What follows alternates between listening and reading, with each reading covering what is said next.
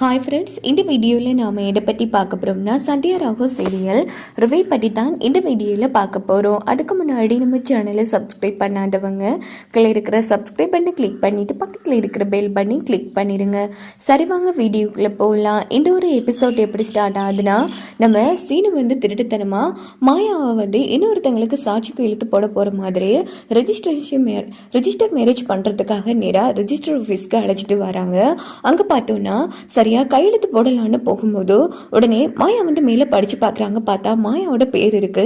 இது பார்த்தா மாயா செம்ம டென்ஷன் ஆகி சீனு என்ன இது என்னோட பேர் இருக்கு அப்படின்னு கேட்டதும், ரெஜிஸ்டர் மேரேஜ் நடக்க போறது மணிகானாவுக்கு இல்லை, நம்ம 2 பேருக்கும் தான், நீ ஒத்துக்கொள்ளல மாயா, அதனால தான் உனக்கு தெரியாமலே பண்ணலான்னு முடிவு பண்ணிட்டேன் அப்படின்னதும் சீனு கண்ணத்துல பொழிச்சுன்னு அடிக்கிறாங்க. சி, நீ எல்லாம் மனுஷனாடா, திருட்டு கல்யாணம் பண்றது வேற, கட்டாய கல்யாணம் பண்றது வேற. நான் உண்மையில எவ்வளவு நல்ல அபிப்பிராயத்தோட இருந்தேன், இப்படி எல்லாத்தையும் சுக்குநூறா உடைச்சிட்டு சீனு, இனி என்னோட மூஞ்சிலே முடிக்காத அப்படின்னு கத்திட்டு மாயா அங்க இருந்து கிளம்பிடுறாங்க. இன்னொரு பக்கம் பின்னாடியே சீனு, ப்ளீஸ் மாயா, என்ன மன்னிச்சிரு மாயா, ஃபர்ஸ்ட் சொல்றத கேளு, கண்டிப்பா நம்ம கல்யாணம் நடக்காது, இதுதான் சிறந்த வழி மாயா, நான் சொல்றது கேளுங்கிற மாதிரி பின்னாடியே கெஞ்சிட்டே போறாங்க. மாயா இனி மூஞ்சிலே முழிக்காத அப்படின்னு திட்டிட்டு நேரா வீட்டுக்கு வந்துடுறாங்க. அப்ப சீனு ப்ளீஸ் மாயா, என்ன மன்னிச்சிரு, நான் பண்ணது தப்பு தான், இருந்தாலும் இதை விட்டா எனக்கு வேற வழி தெரியல மாயா, அதுக்கு இப்படியாடா பண்ணுவேன், இங்க பாரு எவ்வளவு பிரச்சனைகள் வந்தாலும் சரி, நம்ம காதல் உண்மையானதா இருந்தா கண்டிப்பா சாரு உனக்கும் நடக்க போற கல்யாணம் நடக்காது, போதுமா அப்படின்னு கேட்டதும், இங்க பாரு கடவுள் நம்ம பக்கம் இருந்தாலும் இல்லைனாலும் எல்லாமே நல்லபடியா நடந்துருச்சு, இதுக்கு தலையா வாரத்துக்கு எதுவுமே இல்ல மாயா, தயவு பண்ணி புரிஞ்சுக்கோ, இப்ப கூட டைம் இருக்கு, வா நம்ம ஆபீஸ்க்கு போகலாம், எத்தனை வாட்டி சொல்லிட்டு இருக்க, நீ கேட்கவே மாட்டியா அப்படின்னு சொல்லி சீனு கணத்துல பொழிச்சுன்னு அடிக்கிறாங்க. மாயா அப்படின்னு பார்த்து தானா வந்துடுறாங்க. மாயா என்ன பண்ணிட்டு இருக்க, இப்ப எதுக்காக நீ மாமாவை அடிச்சேன், அவன் பண்ண தப்புக்கு கொஞ்சம் சொல்றியா அப்படின்னு கேட்டதும் உடனே சீனுவும் அமைதியா இருந்துட்டு இருக்காங்க. மாமா, மாயா இப்போ நேர்மையா தான் நடந்துப்பா, நீ ஏதோ தப்பு பண்ண முடியாதா, மாயா உன்னை அடிச்சிருக்கா, சொல்லு மாமா என்ன தப்பு பண்ண அப்படின்னு கேட்டதும் சீனுவும் மாயாவும் முழுசு போய் இருக்காங்க.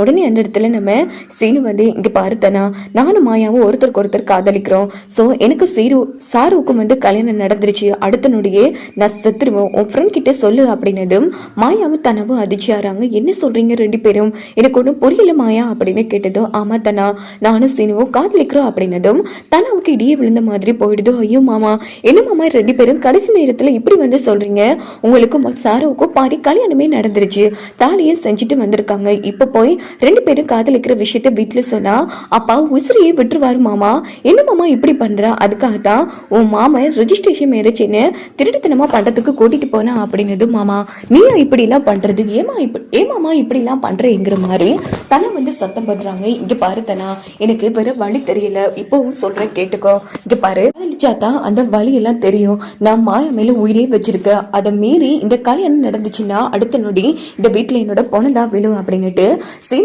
அங்க இருந்து போனது. ஏமாயா உன்கூட்டி என்கிட்ட இந்த விஷயத்த பற்றி சொல்லல, நானாச்சு அம்மா கிட்ட சொல்லி அப்பா கிட்ட பேச வச்சிருப்பல, இப்போ கடைசி நேரத்துல பண்ணா என்ன மாயா அர்த்தம், எனக்கு ஒன்னும் புரியல தானே அப்படின்னு மாயா அழுதுட்டு இருக்காங்க. சரி அழாத, இங்க பாரு எதுக்கும் கவலைப்படாத, நல்ல வேலை கல்யாணம் மேடு வரைக்கும் இந்த கல்யாணம் வரல, ஸோ நான் எப்படியாச்சும் அம்மா கிட்ட பேசி உன்னையும் மாமாவையும் சேர்த்து வைக்கிற போதுமா அப்படின்னு கேட்டது. முடியுமா தானா, அது மட்டும் இல்லாம பெரியப்பா உசிரியை விட்டுருவாங்களே, கவலைப்படாத, அப்பா எப்பவும் நேர்மையாவும் நியாயமாவும் தான் நடந்துப்பாரு, ஸோ கண்டிப்பா அவங்க காதல புரிஞ்சு பாருங்கிற மாதிரி தானா ஆறுதல் படுத்துவாங்க. இங்க பாரு இனி என்னோட மூஞ்சிலேயே முழிக்காத, உண்மையில எனக்கு எவ்வளவு நல்ல அபிப்பிராயம் இருந்துச்சுன்னு தெரியுமா, ஆனா நீ இப்படி ஒரு கேவலமான வேலையா, அதுவும் எனக்கு தெரியாம பாத்திருக்க சீனு, சொல்ல போனா இது திருட்டு கல்யாணம் இல்ல கட்டாய கல்யாணம்ங்கிற மாதிரி கண்ணா பின்னான்னு திட்டுவாங்க. இப்படிதான் வரக்கூடிய ப்ரோமோ எடுத்துட்டு போக வாய்ப்புகள் இருக்கு.